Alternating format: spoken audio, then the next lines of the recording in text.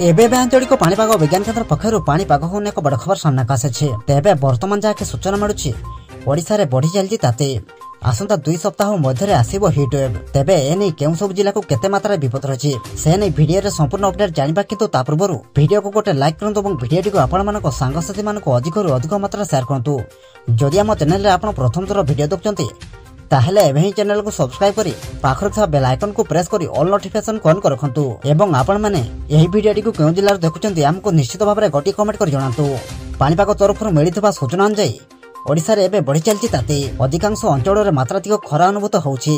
आसंता 2 सप्ताह मध्य राज्यर एकाधिक अंचल रे हिट होबार संभावना रही। विशेषकर ओडिशार आभ्यंतरीण जिले में तापमात्रा अधिक बढ़िबो बोली पूर्वानुमान कर जायछि। एनै भुवनेश्वर स्थित आंचलिक पाणीपाग केन्द्र पक्षर सूचना दिया जायछि। पाणीपाग केन्द्रर सूचना अनुसार गत 24 घंटा रे मालकानगिरी रे 36.3 डिग्री, झारसुगुड़ा रे 36.2 डिग्री, तालचेर और संबलपुर रे 35.4 डिग्री, बलांगीर रे 35.2 डिग्री एवं अनुगुड़ रे 35.1 डिग्री तापमात्रा रेकर्ड कर जायछि। सेहिपरि भुवनेश्वर रे तापमात्रा 33.4 डिग्री रहितबा बेले कटक रे दिन तापमात्रा 31.8 डिग्री छुईला।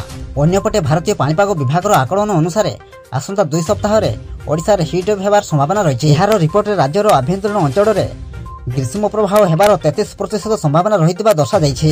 एबे राज्य रे आकाश मेघमुक्त रहुतिबारु खरा बढ़ी चलीछि। आसंता 5 दिन पर्यंत पाग मुख्यतः शुखला रहिबार संभावना रही।